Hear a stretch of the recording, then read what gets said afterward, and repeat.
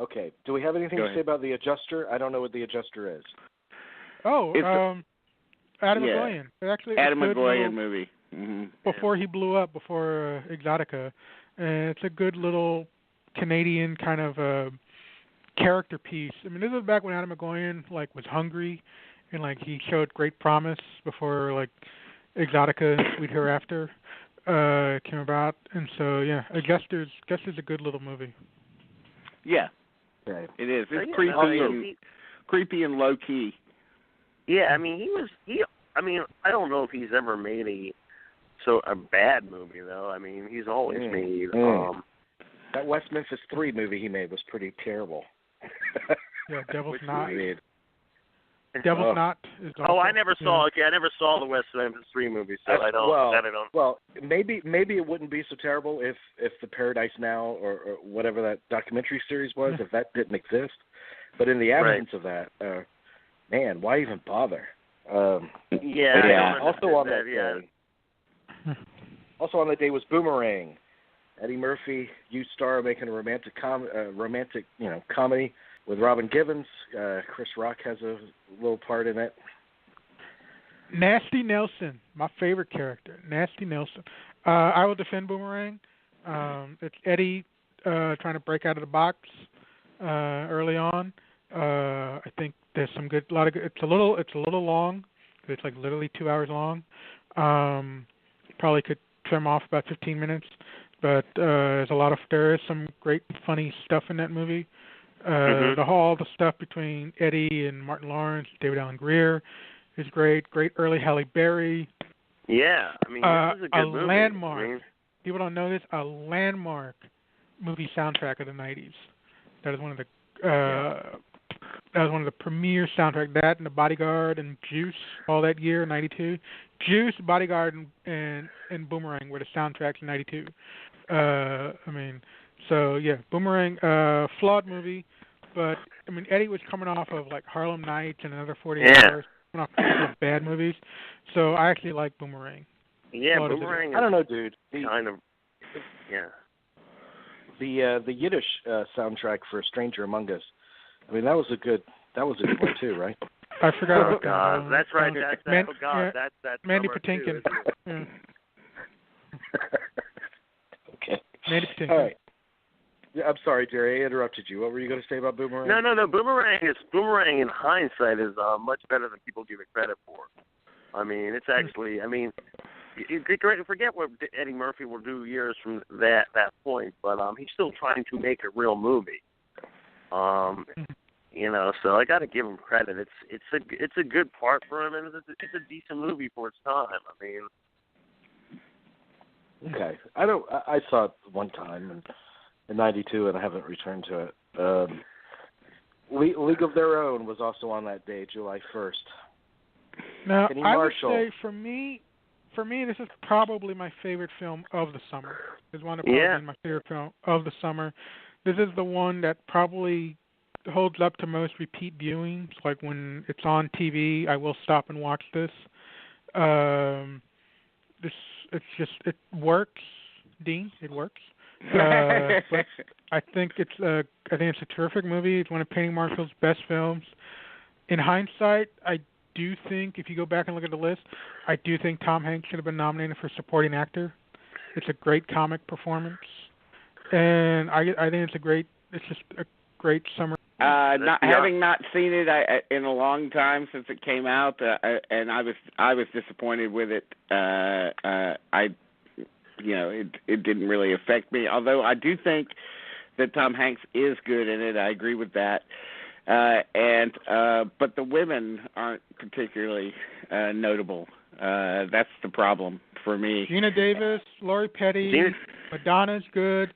Rosie O'Donnell is tolerable in this. Yeah, it's a good one of the good Rosie. Good amazing. I remember John Lovitz being incredibly funny as a baseball spotter. Well, this is how I can take John. I can take John Lovitz in small doses, and so he works in League of Their Own, just like he works in Happiness. I can take him this amount. I can't take him for full length, but the amount he's in League of Their Own, I can take him. And so no, League of Their Own's terrific. And I like I Madonna. I like Madonna's song that she did for it. This used to be my playground. Great ballad. I think that's a very good thing. But those are the positives I can recall out of the movie. But who knows? Maybe I need to go back and take a look at it again. Yeah, no, this is a really good movie. I mean, it's one of the bright spots of this part of the summer, without a doubt. So, no, it was a good movie. And a fairly big hit, too. So. Yeah.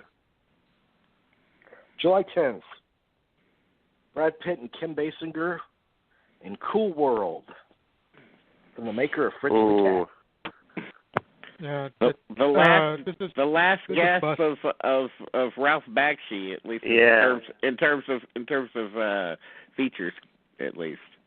Yeah, it's a bust. This is literally. I mean, I'm guessing the studio saw Roger Rabbit dollars in their eyesight, in their line of sight, and this ain't Roger Rabbit.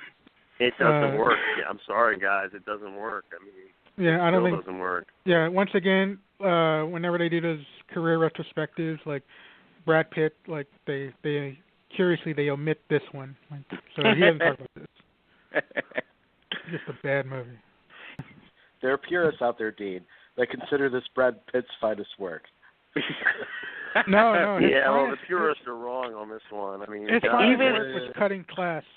Even in a Ralph Bakshi retrospective, this would probably be left off.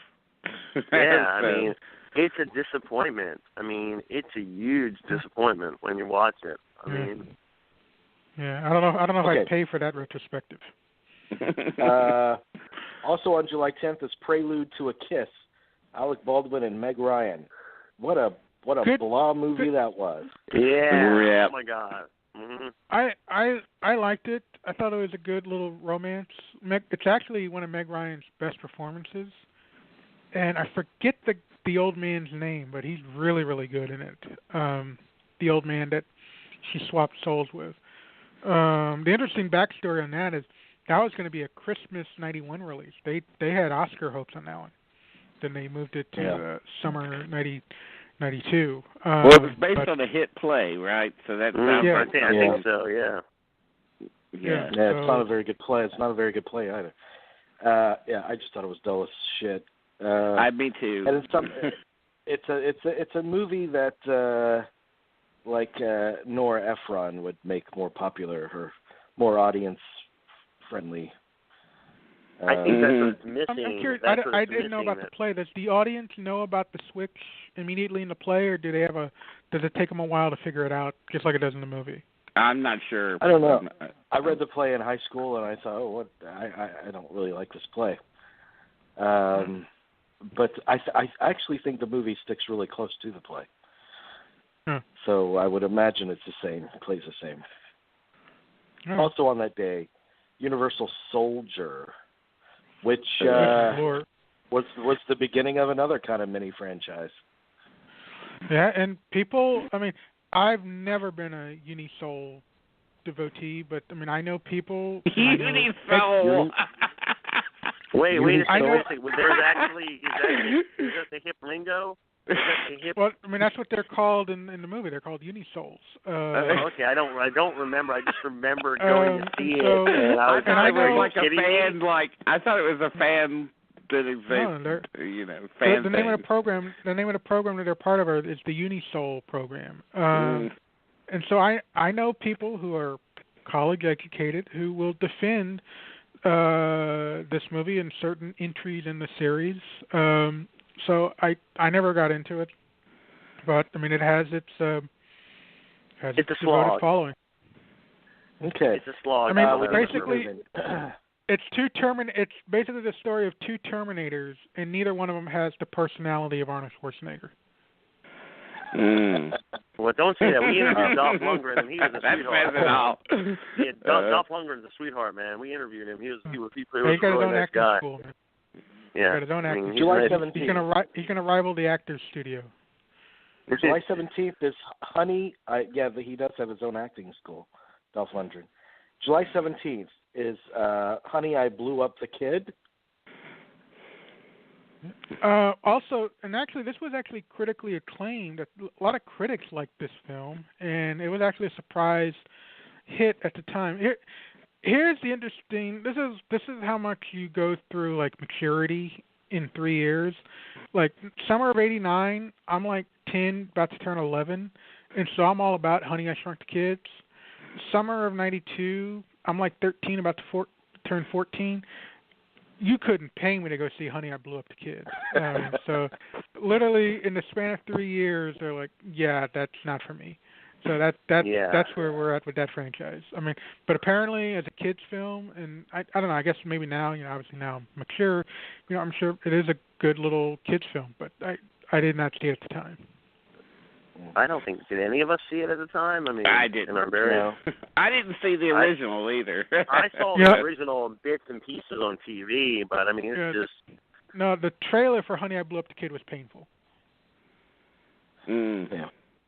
But it got the job done. Also on that day is Man Trouble.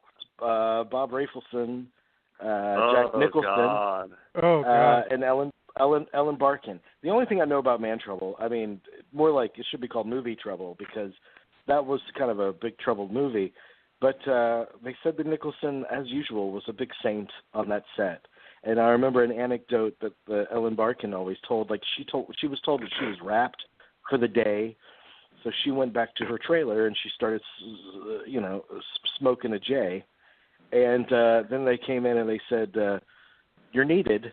We got to do some more with you." And she was like, "Oh shit, I'm not in really the condition to do that." And Nicholson came to her trailer and she explained it to Nicholson. He was like, "Oh, okay, don't worry," and shut down the production for the night. Nicholson's like, "I want to smoke out with Ellen, man."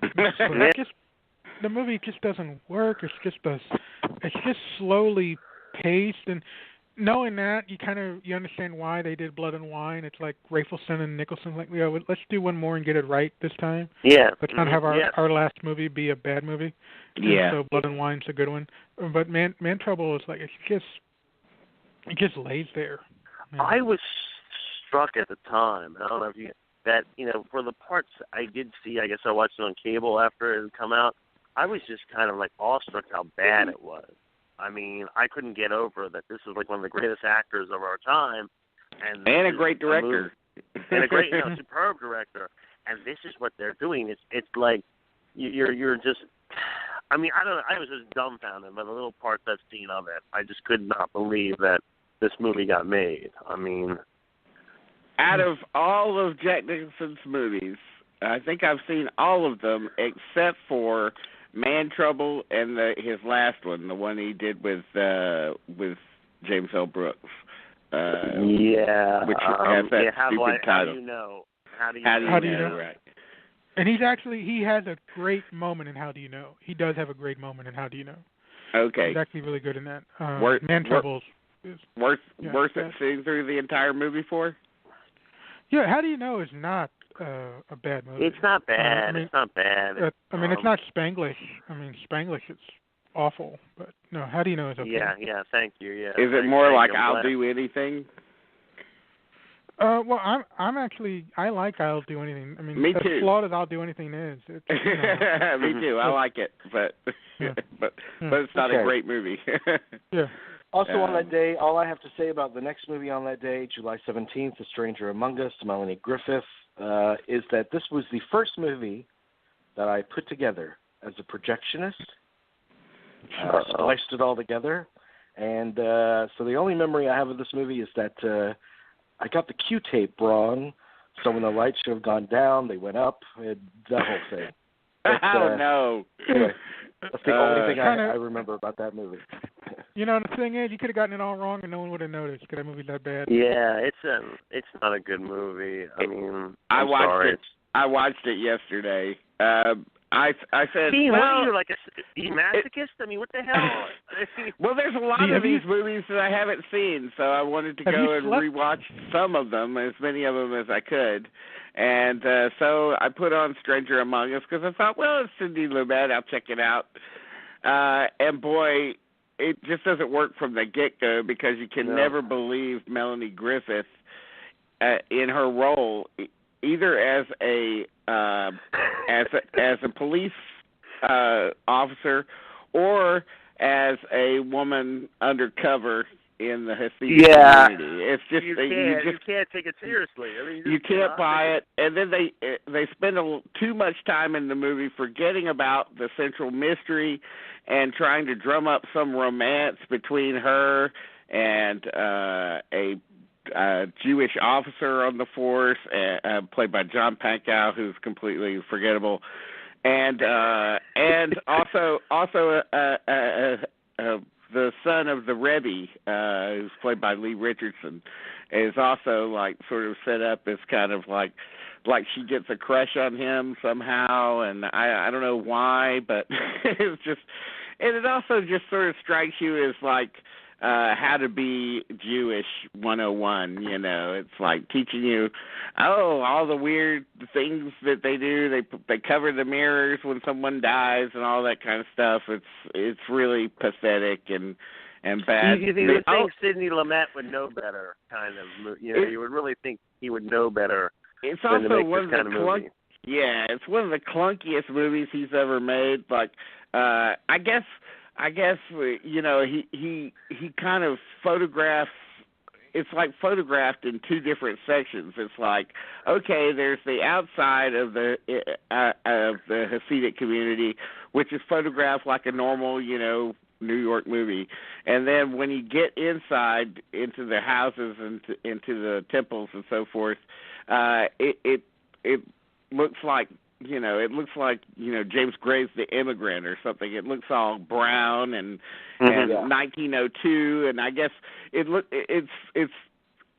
a visual style to tell you, oh, well, they live in the past, but it really doesn't work because it's kind of visually confusing. The only interesting thing in it is that you do get to see a thin James Gandolfini playing a mobster who harasses the Jewish people in it at their diamond store, and that's about it. that is about it. And speaking of the score, Lumet liked Gandolfini. He used him several times. He did. Yeah, he loved him. And Lumet, I don't know. It's weird. This is Lumet had just had a triumph 2 years earlier with Q&A, with Stranger Among Us. I remember Variety had a headline called Witness, which I thought was awesome. Witness. Yeah. And then that's funny. But Lumet would get his mojo back the following summer with Guilty of Sin. Not a bad movie. That's kind of a meat and potatoes Sidney Lumet procedural. But yeah, Stranger Among Us just doesn't work. I should point this out too. I was surprised to see Mia Sara in it as as one of the women in the Hasidic community, and I had thought that she had dropped out of movies after Ferris Bueller's Day Off. So there was I was sort of interested to see her again. But other than she was in Time Cop, I think. Oh, she was? Okay. Yes. By the way, terrible score. It does have a really bad score. It has all of the, klezmer kind of cliches in it that you might think Lumet might have sidestepped, but he didn't. Yeah, the only thing I know about Stranger Among Us, I know the frames that came before and after the reel changes. That's all I know of that movie. July 22nd was Captain America. Do we have to say anything about Captain America? I mean, did that actually come out? Dude, I think that was straight to video for most of the country. Maybe Los Angeles, one theater in Los Angeles, but I remember our theater here in Little Lakeland, Florida. We put posters up for it and everything. So at one time it was expected to be a major release. At least that was true with the Punisher a couple years before that. Was that canon? Was that like a canon or? I think it was a canon. Yeah. Yeah. So yeah, it's one of the last gasps of canon. Okay. Oh, God bless him. July 24th, Mo Money. Yes, great soundtrack though. Mo Money. Got the great Mo Money. soundtrack. You speak of hip hop comedies, Dean. This is one of the of that summer. I remember going to see it with my friend Eric, and it's one of the. I mean, at the time, one of the bright spots. But Yeah, this is like the way. Which weigh-ins is this in this movie? It's Damon. It's Damon. This is Damon. So you still have the first generation weigh-ins in this. For what it is, it what I remember, it's funny. To quote Aaron, it gets the job done. I couldn't tell you a damn thing about it right now though. I do remember paying money to see this. I'm looking at the soundtrack now, and Color Me Bad is on it. Yeah. Lots of Jimmy Jam and Terry Lewis. They obviously produced it. Big Daddy Kane and Public Enemy has a track on it, which is kind of a surprise. MC Light. Big Daddy Kane, that's my porn name, by the way. Big Daddy Kane, Big Daddy Kane was a big deal. Yeah, not a lot of other things, though. Johnny Gill, Little Richard has a cut on it. Is he in it? Is he in the movie? Or... I don't remember. But Johnny, okay. Hey, don't front on Johnny Gill, man. Okay. All right, fair enough. Little Richard was going to be in it, but he wanted more money. So they. Oh, yeah. That makes sense. Okay. Also on that day, Mom and Dad Saved the World.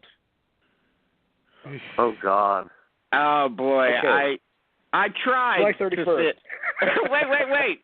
I tried to sit through this. I really did. I put it on, and I got through 30 minutes of it, and I said, that's it. I can't watch anymore. Because, of course, John Lovitz is the lead, or one of the leads, as Todd Spango, the ruler of a planet that very narcissistic character who brings for some reason that I did not find out why. Well, he's in love. He somehow gets a video feed of Woodland Hills, California, and sees Terry Garr, the middle-aged Terry Garr, who still looks good. Looked good 25 years ago. And he falls in love with her, and so he has to bring her to the planet. And he ends up bringing her and Jeffrey Jones. And actually, Jeffrey Jones is kind of funny as a kind of a. He says, "Come to our planet. We have nothing but little boys here." He's a Dumbo dad, and in that way, he's okay, but it is a really painful movie. This is fame. Yeah, I liked Jeffrey Jones and Ferris Bueller's Pants Off. I thought that was good. Oh, yeah. July 31st. Poor pedophile. Yeah. Maybe's Kids on July 31st. There we go. A bright spot of the summer, I will say. Yes, I agree. Robin Harris does the lead voice and actually wrote it. I think is it adapted from... No, actually, he doesn't do the lead voice. He had died by then. Oh, he had? Yeah, he had died by then. So I think it's Faison Love who does Robin Harris's voice. Oh, okay, yeah, all right. Right. But it's adapted from his comedy routines, stand-up routine, right? Yeah. His stand-up routine of having to take Bebe's kids out for the day. Yeah. It's actually quite funny. Yeah, it is. And well animated, so not a bad movie. The first hip hop comedy, animated comedy. The first hip hop animated film. Yeah. Okay. Dean, do you want to discuss how that's a trend that died? The hip hop never really got started. Can we please spend 10 minutes on that? All right. Next up is Buffy the Vampire Slayer, which had a lot of life. Which no one. Okay, let's cut out the revisionist history. Yeah. No one saw that movie in theaters. No one. Right. That movie tanked. No one. It was a Christy Swanson, Luke Perry vehicle. I remember Luke Perry got prominence in the trailer. Yeah. Mm-hmm. So no one saw that movie in the theaters. Now everyone's like, oh, where it all started. Like, no. And even that saying movie, that, no, Aaron, let's be honest, even people did not, the people who went back and revisited the movie who are huge fans of the show couldn't get over how bad the movie was. I mean, yeah. let's not there's no revisionist here. This movie has zero, how shall I say it? There's not a lot of love for the movie. I think what people are amazed at is that they could make a TV show that was so iconic. And I know you hate that word, Dean, but yeah. But let's be honest. But for this show, I think we can say that this show became just wildly popular. But the movie, oh my God, it's a slog. I'm sorry, the movie is hard to sit through. It's not funny. It's even the appearance of Paul Rubens in it as a vampire doesn't help, and it doesn't have anything that the TV show had. Like unlike zero. DiCaprio or Brad Pitt, this is something Luke Perry does put on his reel. Anything he can. I mean, Yeah. Anything to pad that out. Yeah. It does strike me as the kind of movie that Diablo Cody would love. He probably has it on Betamax too. I mean. Also on July 31st, Death Becomes Her. Okay, the third Goldie film. Now, This is a weird movie. This is a weird movie because it's a very loud, noisy movie, and it really doesn't work for a lot of the time. But the last act of the movie, where it's just this kind of special effects bonanza free-for-all, is kind of amazing.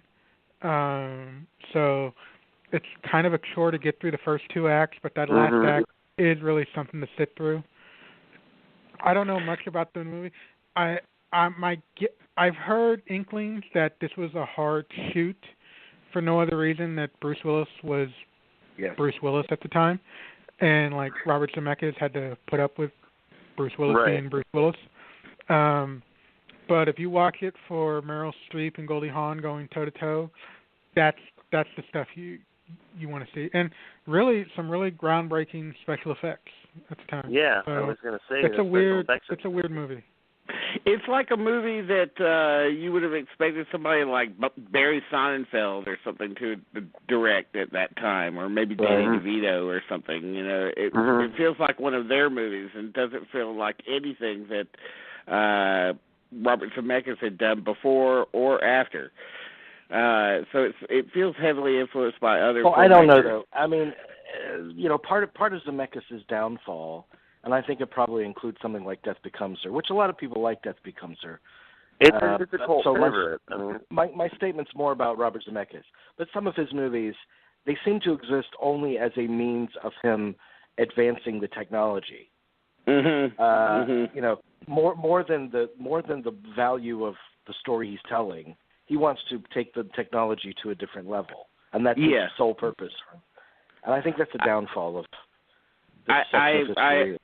I agree with that. Although I think Death Becomes Her is a funny movie. It's sort of it's got a sleepy quality to it that's kind of weird. When Meryl Streep first tried comedy, really, was around this period with this film and She-Devil. And Postcards. This movie's really good. And Postcards from the Edge. And she's very good at comedy, and I wish she would do more. And then she finally tried it again with Devil Wears Prada, and that really worked. And so finally she really got comfortable with it because Devil Wears Prada, Mamma Mia, Julie and Julia. It's hard to fit her in a stupid comedy, is what I'm saying. Yeah, no. Like a really juvenile comedy. She-Devil is the only one. She-Devil's the only one I don't think that Doubt's works. a hilarious movie. Yeah, Doubt. No, she's hysterical and Doubt. But no, what I meant, Jamie, is that in the movie, in the movie though, her part. I mean, I'm saying in the movie they criticize the press, the critics in the movie are criticizing her singing. Oh, I actually think she's very good in the movie. But her singing is what's being criticized by everyone in the audience. Yeah, I mean, it's supposed to be the end of her career and everything. I didn't mean she was bad in the movie. I actually think she and Goldie Hawn are quite good in the movie. I think there is something that happens when you have such an obviously intelligent actress starring in really silly stuff. It just doesn't work. If you mention Postcards from the Edge and Devil Wears Prada, those both had a level of intelligence and sophistication to them. Right. Well, I would say that Death Becomes Her has. I think that Death Becomes Her has a little bit of sophistication to it as well. So I mean, but none of those movies compare. I don't think it's quite as dumb as you might remember it. None of them compare to what? To Sophie's Choice. The comedy of Sophie's Choice. I would recommend everybody watch Death Becomes Her. It's good. It is a fun movie. It's good. It's a decent movie. I've never seen it, so I really can't. Okay. Making general statements. Okay, Enchanted April. Enchanted April finally on that day, which I have seen, and I've never slept better. Like really, yeah. I got a couple of Oscar nominations. I think supporting actress. I forget who got the supporting. It's a good movie. I mean, it is good. It is good. Enchanted April released in August. I think they missed out on a marketing ploy there. That's funny. Yeah, I like it. I think it's perfectly entertaining, and it's been a few years. I haven't returned to it probably since, but I remember thinking that it was a nice Saturday afternoon kind of movie. Mm-hmm. And after your tea and crumpets. Yeah, perfect. Right up my alley. August 1st. I don't think we need to talk about this. Phantom Toll Booth.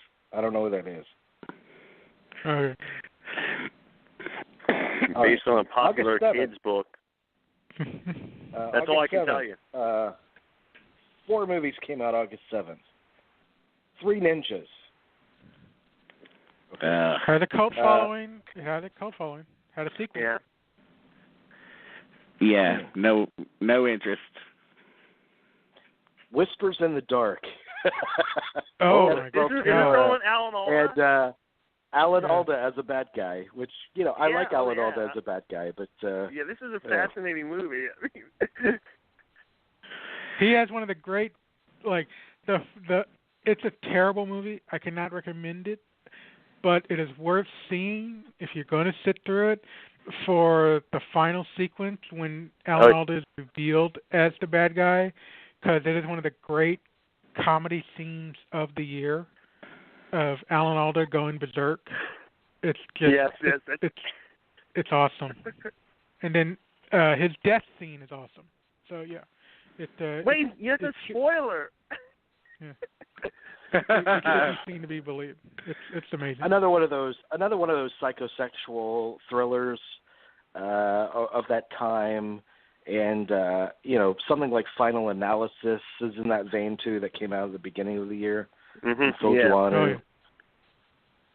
Okay. Yeah. Also on that day, Raising Cain, which we've talked to death on the show because, Jerry and I love it. It's so good. It's so good. I thought if you listen to this show, you just know that we love this movie. Okay. It's the last shot is amazing, but you got to sit through a lot of stuff to get to that last jolt. But wait. Can I ask you a question, Aaron? Does this movie not get the job done? No, it does not get the job done. There's De Palma's Body Double. In this vein, I'll take Body Double over Raising Cain. If we want to talk about the trashy disposable De Palma, I'll take Body Double over Raising Cain. The one caveat I will give is that I have not seen the recently put together director's cut of Raising Cain that supposedly is a vast improvement over the theatrical version. So maybe there's hope that kind of fixes, it balances out the problems.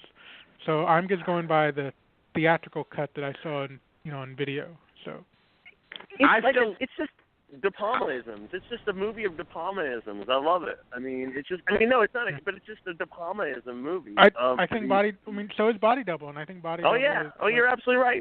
This is a fun movie, though. It's so much fun. I think Raising Cain. I think Raising Cain lives by its title, and I do think it's the most unhinged of the De Palma movies because it just seems so crazy and like he really is throwing everything in. There's moments in this movie where he's not only copying Hitchcock, he's copying Hitchcock, copying what he did in The Untouchables, which was a copy of what they did in Battleship Potemkin. There's 5 levels of copy in a single shot of this movie, and it's just fun in that respect. Yes, thank you. That's what I love about it. And as we all know, a copy of a copy of a copy loses its, quality with each subsequent copy. So they. Is there a level? Hold on a minute. Let me say something here. Okay, hold on a minute. He knows what he's doing. He knows what he's doing, Aaron. He's having fun with it. He's commenting on it himself. He's laughing at himself. And that's fine. I have no problem. I just think, on a narrative, just on a plain narrative level, it doesn't hold. Like I said, the director's cut, maybe the narrative is a little tighter and a little more focused. So I hold out hope for the director's cut. The movie is about narrative. It is a rather confusing movie, I think, but I think you need to get into. It requires that you get into a certain level of like, hey, this is so bad it's good kind of. No, I mean, kind of thinking. I just can't believe that you don't think it gets the job done. I mean, I'm just done. What's more bad than Craig Wasson as the lead? I mean, you can't get any badder than Craig Wasson. That's true. That's why I prefer Raising Cain over something like Body Double.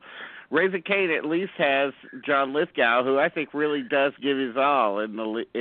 I think he deserved like a Lifetime Achievement Award for this role. I mean, I really do.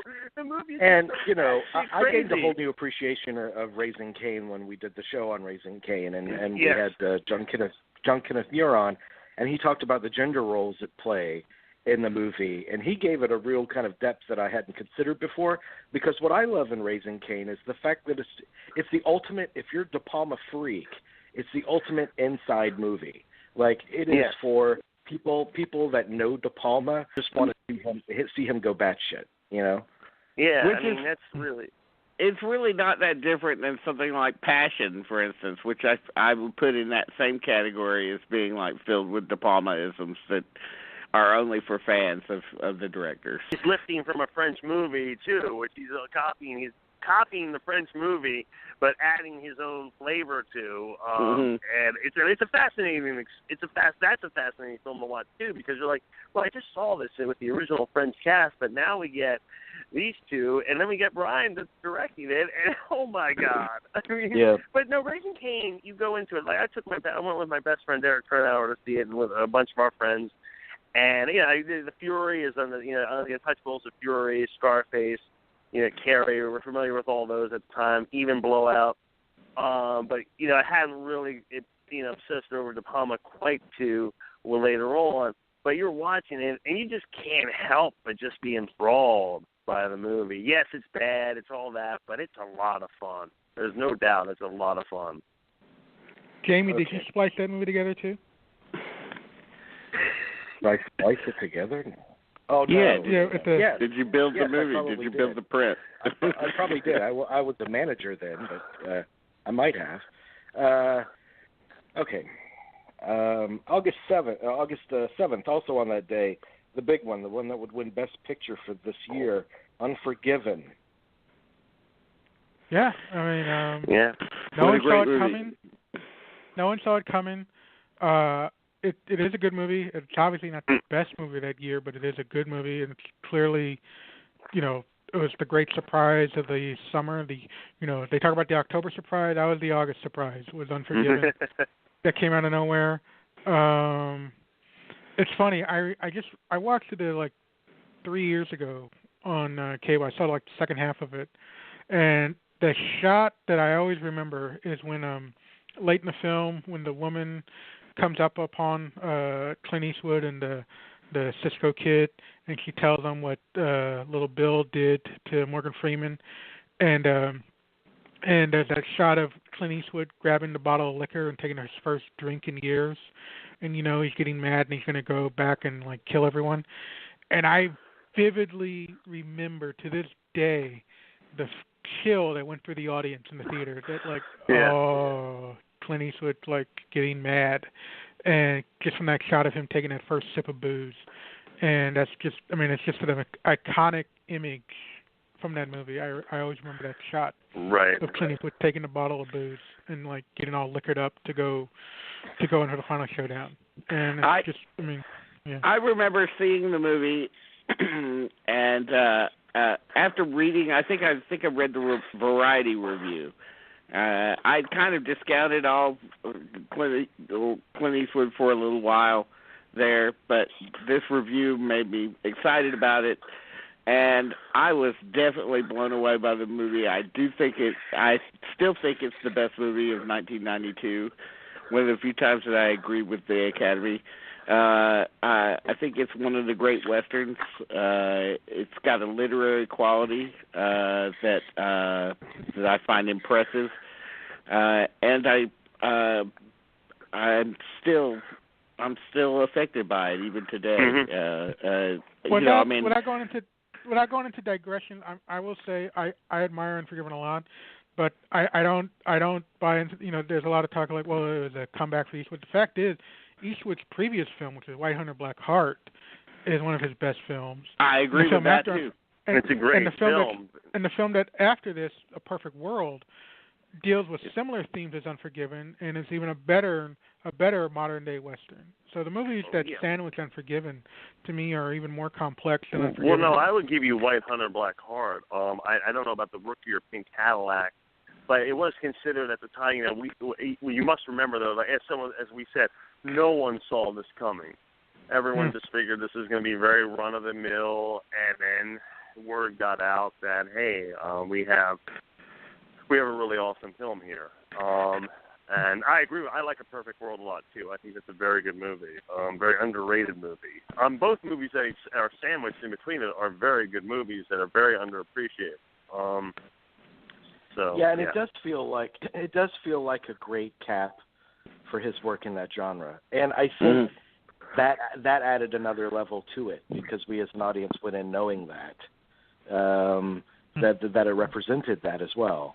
But I remember my parents going to see it before I did, and my parents never went to see a movie except every summer when they vacation at the beach, they take in a movie, their only movie of the year. And so they watched Unforgiven, and they hated it because they were programmed to enjoy what you talked about, Aaron, which is Eastwood is going to go batshit, and he's going to blast away the tough guys. And that happens in the movie, and yet there is no release. There's no joy in it. Scene. Yeah, because he's betrayed himself. It's a character film. And when he walks out after shooting down Bill, and he looks and sees Morgan Freeman in the upright coffin, I mean, nothing's changed. It's just death and loss. And that's the greatness of the movie, the morality of it. That's exactly what I love about it. And it doesn't celebrate violence at all. I mean, there's no celebration. Yeah, that's exactly the world needs more of those movies. But I mean it's the cast. I love the cast, even though I feel like maybe Richard Harris is a little overboard, but Morgan Freeman and Saul Rubinek and Francis Fisher and all those character actors in there. Gene Hackman is amazing.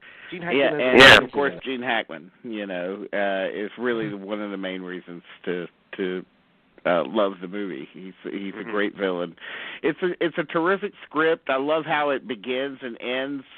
That sort of wistful kind of panorama shot of the house in the wilderness on the prairie, at sunset, and the words that are coming up to explain the movie that you're about to see. I think that all of that stuff is incredibly moving to me. I love the score. That's Clint Eastwood's work, and I guess Lenny Niehaus as well. And I just felt like it was a movie that even with previous Clint Eastwood movies that I like. I mean, there are many of them that I like, of course. But I felt that it was a step above anything that he had ever done. And in fact, I was able to predict. I said, that's Best Picture right there. I came out of it and actually dreamed This is true. I actually had a dream that I was going through a print issue of Variety, obviously print, and going through it and I saw an ad for Unforgiven being nominated for 9 Oscars. Well, it ended up being nominated for 8.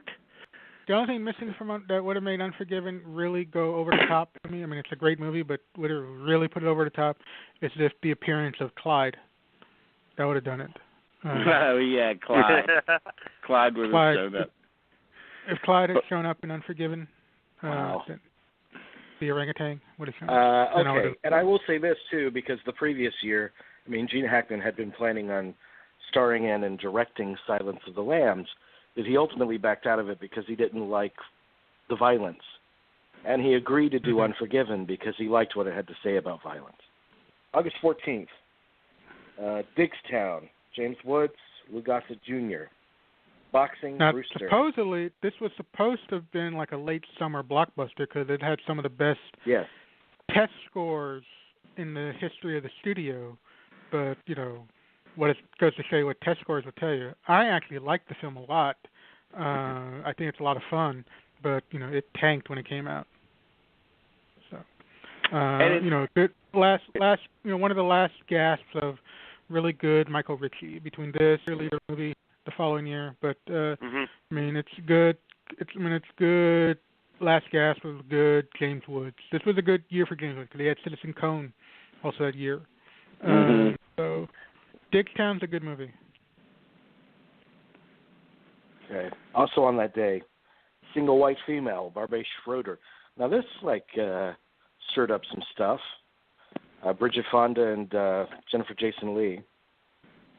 Go ahead. The Roommate from Hell movie. Yeah. It's Barbet Schroeder puts a little spin on it, makes it a little more comical, like in a dark comic way, and I like it quite a bit. The big fight in the elevator, it's just one of the great fight scenes in a long time. I mean, it really gets the audience pumped. That fight scene in the elevator between the two of them. It's a good movie. I remember liking it. It has this charge of rather uncomfortable sexuality that runs throughout the whole movie. Yeah. Culminating in probably its most infamous scene involving the boyfriend. That scene always got a kind of this nervous laugh in the audience. It's a weird little thriller.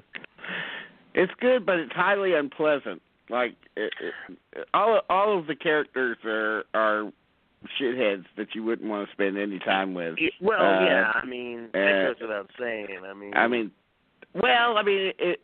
You know, you'd think, you know, that you could at least like Bridget Fonda in it, like her character, because you'd think going in that she's the one you're supposed to sympathize with, but in actuality, she becomes a big shithead because she does exactly to Jennifer Jason Leigh's character what she told her she wouldn't do, which is throw her out and get back together with her creepo boyfriend, played by Steven Weber, who somebody I always found distasteful anyway. But you know, and so she just, you'll find some place, it'll be all right, you know. That's the Barbet Schroeder touch. I like the fact that, one, Bridget Fonda is not entirely sympathetic, and two, like the boyfriend, the look of the boyfriend is not like you're going to be what a normal casting person would do. Like, we're going to make him a handsome, likable guy. Right. No, we're going to make him look like Steven Weber, and that's what you're going to go back to. Make him look like a creep. So I like it's those touches that make, you know, Single White Female a little weirdo kind of thriller that I like. Yeah. It's not a bad movie. It's okay. I hate that they kill the dog, though. By the way, one of the things I loved about Unlawful Entry is that they introduce a cat into the movie, and they make great pains to show you that nothing's going to happen to the cat. Like, they even show the cat in the last scene of the movie. I was like, wow, how rare, a suspense thriller that actually has an animal in it that doesn't have to die in the face of what the movie requires. So, but of course, you know, in this one, you know, they introduce the dog, and it's only minutes later that the dog is thrown out the window, literally. So. Also on August 14th, stay tuned. John Ritter. Did anyone stay tuned to this movie? No, I didn't. No one did. Dean, did you put it in your marathon from yesterday? No, I didn't. I couldn't find a copy of it, unfortunately. But I would have watched it right after Mom and Dad Saves the World. After I cut off Mom and Dad Saves the World, because it seems like the same kind of movie. But no, I didn't watch this. Never seen it. Real Men. That's the John Ritter movie that you should check out. Yeah. August 21st, we talked about this movie just last week, so we don't need to talk about it anymore. Christopher Columbus, The Discovery. If you want to God, no. Vital insights on that film, tune into last week's show. Also, why did you even talk about it last week? I want to know. I mean, it came, okay, let's 1492 came out on Blu-ray, so we talked about Christopher Columbus. The Gun and Betty Lou's Handbag was released on that day. It's Penelope and this Miller, was a bad touch. No, this is one of those. This is not a touchstone film. This is one of those Hollywood Pictures movies. Just late summer, bad Hollywood Pictures releases. Right. So that's all we can say about that one. Okay. Also on the 21st, Rapid Fire, Brandon Lee. Correct? Is that? Yeah. Yes. Rapid Fire, Brandon Lee, Powers Booth. The late great Powers Booth. Yeah, and neither one is with us, so I mean, not a bad action movie, but I mean, I think it holds a record for the amount of plate glass shattering in a movie. A lot of glass shattering in that movie. A lot of glass shattering. Okay, we'll keep. No, but it's not. When Brandon Lee died shortly after making the Crow, if I'm not mistaken, right? Yeah, the Crow. Yeah, so I mean, you look at this, it's just like, wow, what could have been, I guess, is like always been the thing with this movie. There's just not that much to choose from. So that's what so this film is like worthwhile for that. If you just want to check out what Brandon Lee was capable of. Yeah, and he might not have been anything. Nobody ever know. I mean, nobody ever talks about that option. Yeah, like what's the possibility that it wasn't a tragedy? Look, I mean, no, it was a tragedy. Yeah, it was. I mean, it was a big deal at the time. But no, if he had not died, the Crow could have come and gone with might have just come and gone. I mean, there would have been no special thing, but because he did, it got more than it might have gotten. So. Yeah. I mean, but he was attractive. He was appealing, and he was the son of a legend. So he might have happened upon a lucky part. I don't know that the Crow would have been it if he had lived, but who knows? We don't know. August 26th is Storyville. All I remember about that is the VHS box cover that had James Spader on it, but I never watched it. It's a weird little overheated kind of New Orleans thriller. So it's a crazy kind of erotic thriller set in New Orleans. Okay. So it's not bad. It's kind of a guilty pleasure. It's one of those James Spader programmers like that he was doing back in the day. It's a James Spader movie. It's a James Spader movie that he never watched. Yes.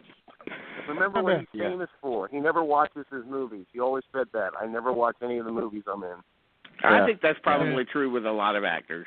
Yeah, but he made a real point of saying can't talk about it because I didn't watch it.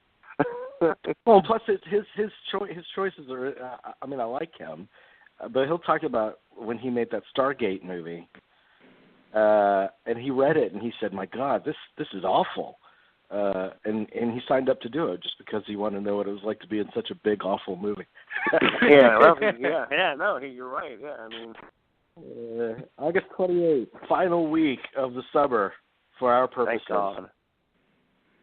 Honeymoon in Vegas, another great sleeper of the summer, romantic comedy with Elvis impersonators and Nicolas Cage and Sarah Jessica Parker and James Caan. It's a good little movie. Actually, I like that film quite a bit. Not a bad way to end this. Not a bad way to end this show. I mean, end on a high note. Actually, I like that film. It isn't the last movie. I do like that film quite a bit, and now it's kind of that began that great run of Nick Cage had for about probably for about 5 years, starting that with that film and going on with Red Rock West, It Could Happen to You, and Kiss of Death, Leaving Las Vegas. So yeah, that's kind of the beginning of the great Nick Cage run of the 90s. And he's the prime reason to watch it because he's the funniest thing in it. Right. As the movie progresses, he gets more and more frantic, and that's the bedrock of the comedy there. Otherwise, it's really I just rewatched this one too, and it's not a very funny movie in terms of, I mean, when you remember it comes from the director of things like The In-Laws or The Freshman or whatever, which I think are two much funnier movies. Oh yeah. This one is pleasant, but it's not really hilarious. But it's really only Cage that does that. And then of course there's the Elvis impersonators that do make a big impression, including Burton Gilliam, who is, that's a character actor that a lot of people might not know, but they certainly know him in things like Paper Moon and Blazing Saddles. They'll recognize him immediately. He's Slim Pickens' second in command in Blazing Saddles. Ask them all to do a nice Negro spiritual, while they're like the Camptown Ladies, that guy.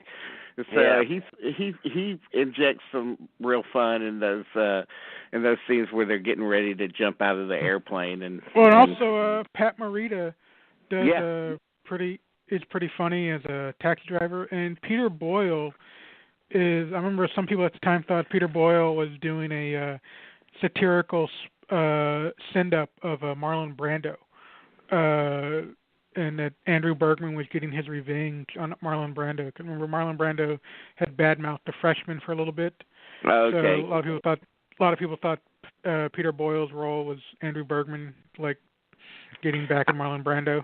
I looked at it as kind of the injection of a kind of Richard Libertini like nutso character, like that was in The In-Laws. It was just a little nutty aside that luckily they didn't make it last too long. It's just like basically a one scene cameo from Peter Boyle, but it's still it's a good movie. And to talk about, I do have to say this.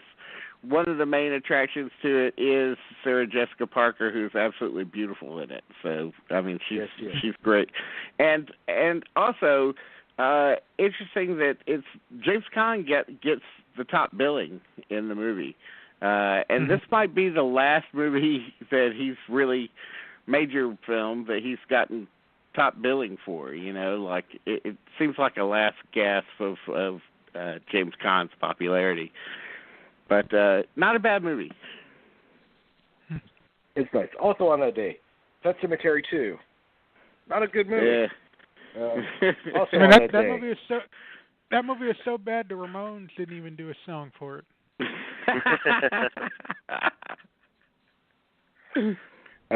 Also on that day, finally, Twin Peaks Fire Walk with Me, which we've talked to death on this show. I'll let you all talk about that because I mean my rule of thumb on prequels is that they usually they're exercises in shoe leather, and that there's no suspense, there's nothing really. It's all about just laying foundation because you already know what's going to happen. So by and large, prequels just are never good ideas. So that probably but that doesn't really apply. That doesn't really apply to David Lynch. Really. I know. So I mean, it's interesting. It's interesting. I know it has its defenders. I'm sure not many people are talking about Fire Walk with Me, even though they're all talking about Twin Peaks right now. It's the show of the year, but no one is talking about Fire Walk with Me. So I find that interesting. I mean, obviously it has moments that are true Lynchian power, but as a narrative film, eesh. Yeah. I look at it I look at it primarily as a delivery device for Cheryl Lee's lead performance, and I think she's fantastic in it. So, if for no other reason, I would say watch it for her performance, because she doesn't get much time in the series Twin Peaks. So, yeah, I think it's. I mean, Firewalk. It gets the job done. I'll say that. It gets the job done. Well, it deepens. It deepens what was best of the original series of Twin Peaks. Like, it deepens what was best in that premiere episode. There's the pathos of that premiere episode in Fire Walk with Me, and there's also a deepening of kind of the iconography he's working on with that whole world that he's creating with Twin Peaks.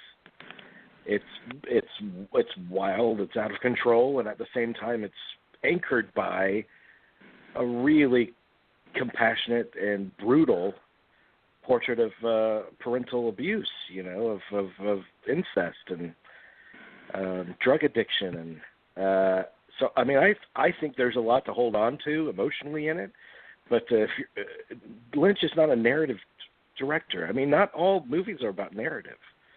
They don't have to be. I mean, that's like looking at a painting and saying, I can't tell what's going on in that, instead of allowing yourself to lose yourself in whatever is in that painting. Mm-hmm. Yeah, but Lynch is best when he deals with narrative. I mean, you look at Blue Velvet, you look at Elephant Man, you look at The Straight Story, you look at Mulholland Drive. I mean, they have strong narratives, and so there's something to be said for when you have a strong narrative, I think. I don't think so. I mean, I think Lynch is best when he finds a skeleton in which he can operate his particular brand of artistry. When he can have a free association kind of stream of consciousness creativity going on, when he can pull all these different parts of pop culture like he does in Wild at Heart, because the frame of the story itself allows him to do that. I don't think it's about getting from point A to point B with David Lynch. I think it's about the journey. I would agree. That said, Twin Peaks is a difficult watch. And there's a reason for it. I mean, even amongst David Lynch movies, it's a difficult watch, which is really saying something for a lot of people. And so it's I mean, I love what he's doing on the TV show now, and so in that way, I like Twin Peaks because it's similarly unhinged. And so I can deal with it. As a fan of the director, it's a movie that if you're not a fan of David Lynch, you're not going to like it. The movie. Yeah. I think that's the best way to sum it up. Mhm.